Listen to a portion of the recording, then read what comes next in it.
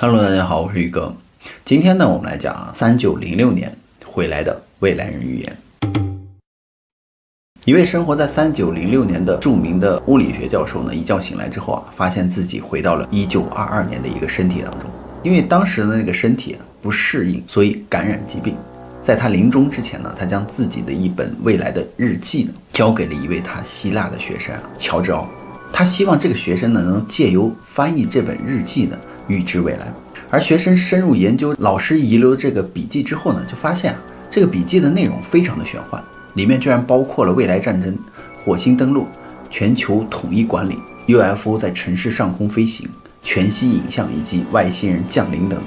一开始呢，学生以为这是老师创作的一本科幻小说，但随着越来越多的内容被翻译出来呢，他发现这本居然是老师个人经历的一个日记记录。原来老师曾经是生活在3906年的人，在经历了一场车祸之后呢，一觉醒来居然来到了1922年的世界，所以他把3906年所发生的一切呢都记录了下来。日记中就说呢，他来到了1922年，他原本叫安德烈，是一位大学的教授，而他的身体健康状况呢一直都不太好，有时候在课堂教书的时候呢，时常就感到眩晕，后来严重到他不得不住院治疗。在住院期间呢，他还经常的发高烧，紧接着呢就逐渐的不省人事。就在他快要失去意识之前呢，他才把自己的记录呢交给了这名学生。那此后的几十年呢，这个学生乔治呢一直都断断续续的想尝试把老师的这个日记呢翻译成书。那他对于老师的了解呢，使他深信呢老师的这段经历是真实的。所以乔治曾经12次呢来探访老师的过往以及他的家庭，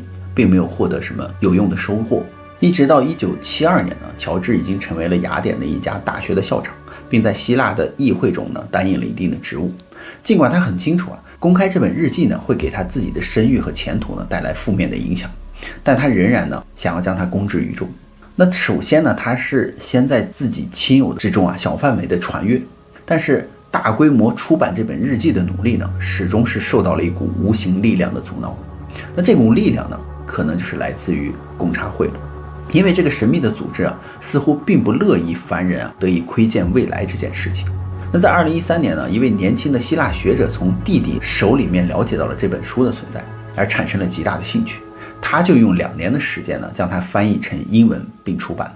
也就是今天我们看到的这一本来自未来的纪事。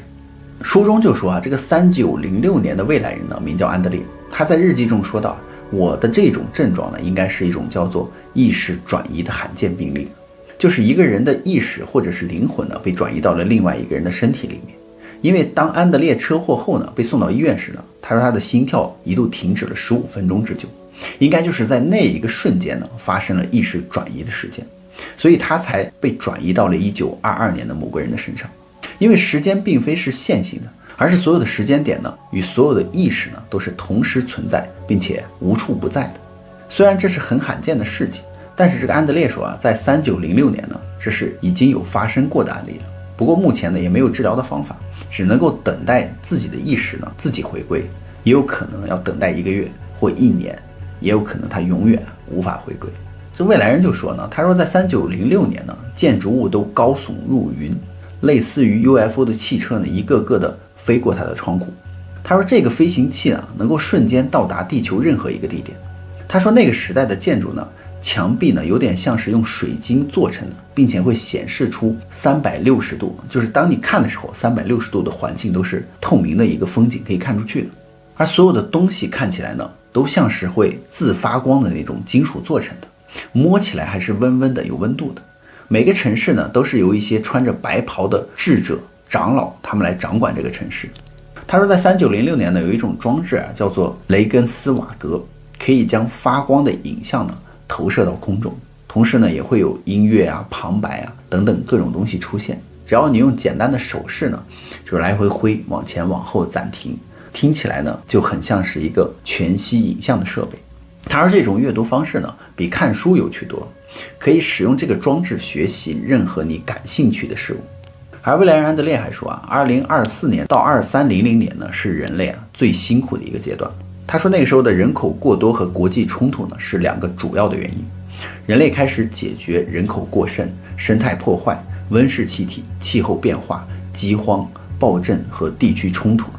他说那个时候的人人呢都缺乏营养，局部小战争特别的多，人们陷入财务生存的这种可怕的竞赛当中，没有时间去寻求内在的自我精神的发展。不过在那个时段呢，某个科学家发现了电磁能量、重力、精神能量和以太动力学以及反引力的相互作用的关系，从而呢获得了诺贝尔物理学奖。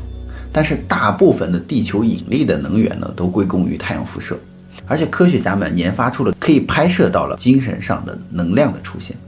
所以越来越多的人呢开始喜欢上了精神，也有越来越多的人呢获得了通灵那样的切换内心的以太视觉的能力，从而看到了进出我们世界的那种精神能量。他说从2204年呢，人类终于在火星上建立了殖民地，并且在60年间呢，移民火星的人数达到了2000万人。但是呢，在2265年的一场毁灭性的陨石撞击呢，将整个殖民地夷为了平地，人类呢也就此放弃了火星殖民这件事情。在2309年呢，发生了核战，摧毁了大部分的欧洲，只有挪威、瑞典、丹麦、芬兰以及波罗的海等国家幸存。这也就解释了为何3906年的语言系统变得像是英文与北欧地方语言结合的一种发音了。而这场战争牵扯了几乎世界上所有的每一个国家，世界人口因此呢大幅减少。战争持续了大约80年，而到了2396年呢，大多数的人口都被灭绝了。然后呢，文明重启，人们重新开始发展世界，最后成立了一个名叫雷斯塔特的世界合一的政府。他说这算是历史上的一个分界点了，也就是标志着一个新时代的开始。而雷斯塔特成立的目的呢，就是为了要终止世界的战争，要人类和平。但是自古以来呢，不变的定律就是人一旦有了权力呢，就会变得贪婪。这个雷斯塔特统一政府也是一样的，他们是由于一群金字塔顶端的权贵所控制，而贪婪的斗争呢，也是在不断的上演。因此呢，世界各国依然是有一群革命的团体呢，反抗一切雷斯塔特政府所推行的制度。所以这场革命持续了将近200年，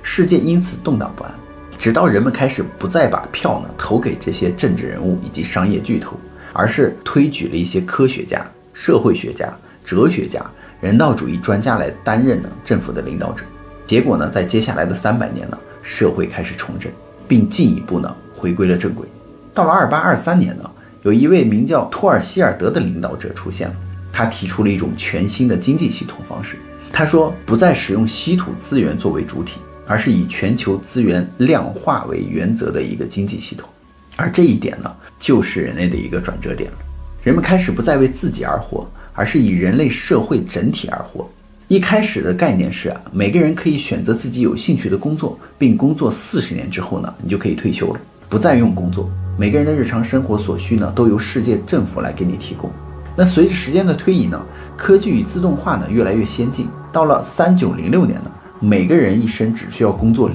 年了，而每个人呢在17岁以前呢都要接受义务教育，到了17岁呢就开始工作，认真工作2年之后就可以退休，而不必再工作，并且可以过任何自己想过的生活。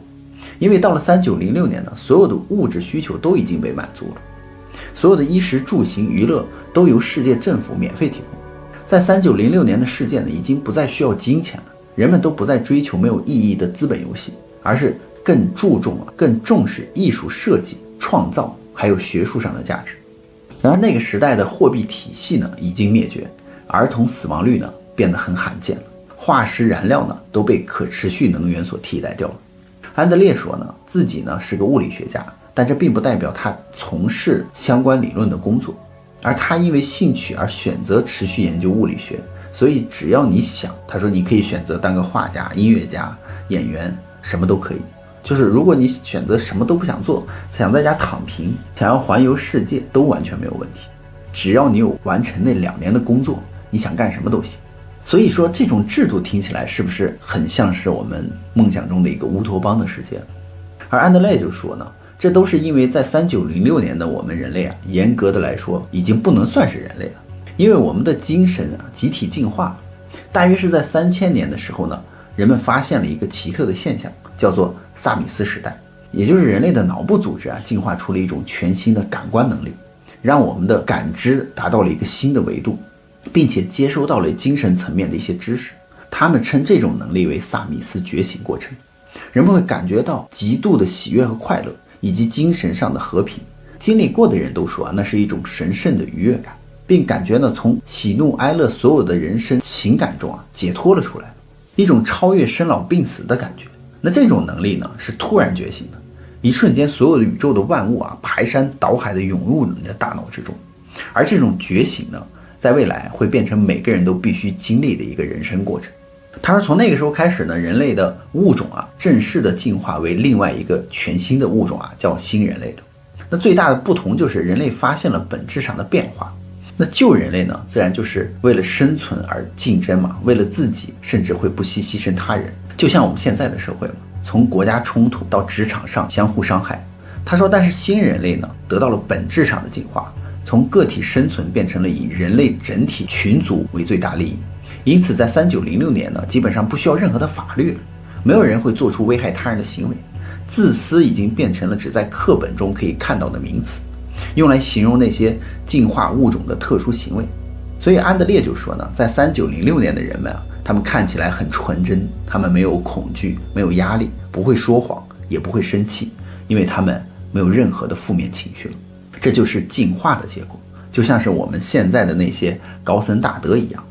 他说那个时代就是我们进入了一个全新的世界文明的黄金时代，世界政府中的许多领导人普遍都是创造者，而不仅仅是科学家、工程师。他说届时我们的行星语言呢，是基于3维的内在视觉的图像而开发的，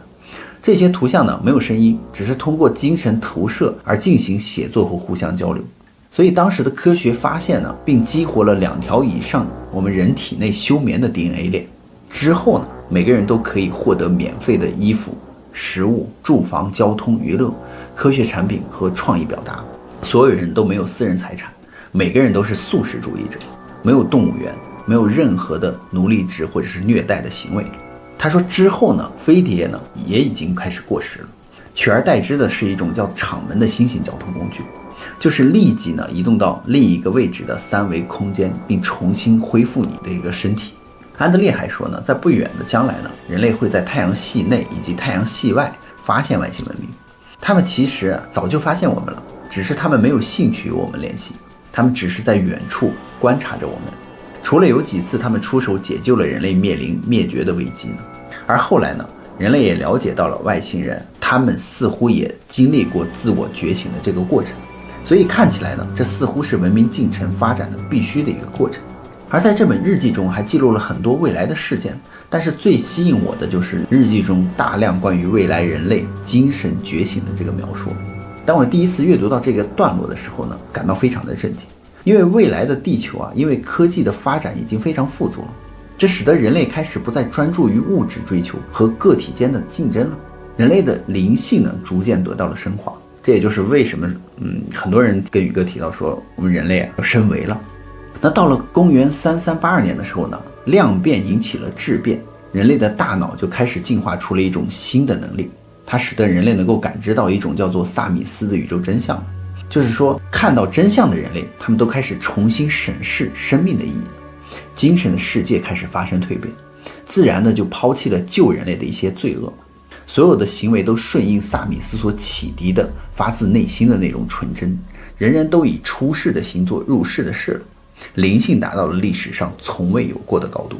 这个很难用语言来解释萨米斯究竟是什么。它的概念就有点类似于佛教中的自信本来面目，但是有趣的是，这个萨米斯这个词的拼写就非常接近于佛教中的用语萨摩地。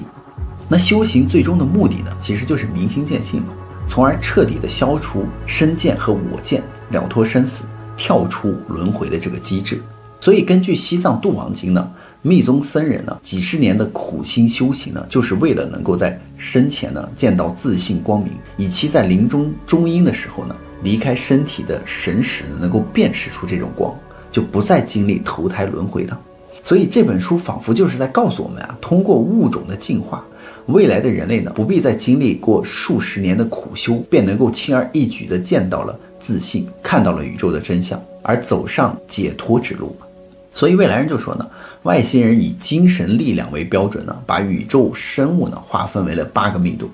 地球上的动物呢，他们说是处于第1密度，人类处于第2密度，但是正在向第3密度开始进化。所以这样看来呢，在3906年的地球人似乎已经达到了第3密度，甚至是第4密度。因为世界上有很多人啊，他是以这个五官眼耳鼻舌身来感知这个世界的事物的，但是也有一些无法感知的事物存在啊，比如说 WiFi 的信号啊、超声波、紫外线、病毒、无色无味的气体。如果人类仅凭五官来感知这个世界，去判断客观的世界的话，必然会发生错误。因为眼睛是人类最信任的感官嘛，但它却产生了太阳是围绕着地球转动的这种错觉。它还把一格一格快速交替的静态胶片呢，看成是连续的一个动画片了。因此眼见也有可能未必为实。所以说知识经验和生活环境呢，在人类的身边筑起了一道知见之墙。我们把那些与我们的知识和惯性思维相矛盾的事物呢，统统都归为不合理或不可能。就打个比方，如果你和古人谈论飞机、电视、互联网，古人必定说你是胡言乱语嘛。而现代的人又何尝不是坐在自己知见围城的那个井中坐井观天呢？妄自断言什么是科学，什么是迷信呢？人们的修行是在看清这个世界生命的真相的前提下来提升精神境界的，断除我执，摧灭贪嗔痴，使业力无以为继，轮回的车轮戛然而止。像美国耶鲁大学有个医学博士，他是迈阿密大学精神药物研究部主任布莱恩·韦斯，在他的著作《前世今生》一书中曾经就写过，在进行催眠治疗的时候有很多病人都能够回忆起前世的濒死经历。那在濒死的过程之中呢，病人的神识都说会遇到另一个空间的高级灵体，为这些濒死的人开示生命的真理。他们都说人生的意义是不断的升华自己的心灵，通过无数次的轮回来净化自己的灵魂。那每一次修行的结果决定了下一世是上升还是下坠，直至彻底的被净化为止。所以这个未来人说他回到了1920年代嘛，如果他是想象出来的这一切，他能够想象出来未来战争、火星登陆、全球统一政府、UFO 在城市上空飞翔、全息影像以及外星人降临等各种词汇，也是非常不可思议了。要知道那个时候连二战都还没有开打呀，我们根本就没有听说过这些词儿啊。所以他号称他是来自于3906年。那么大家相信这个未来人吗？你们相信人类会有精神觉醒的那一天吗？那么好了，故事宇哥也就讲完了。别忘了订阅关注宇哥的频道，看后续更多精彩内容哦。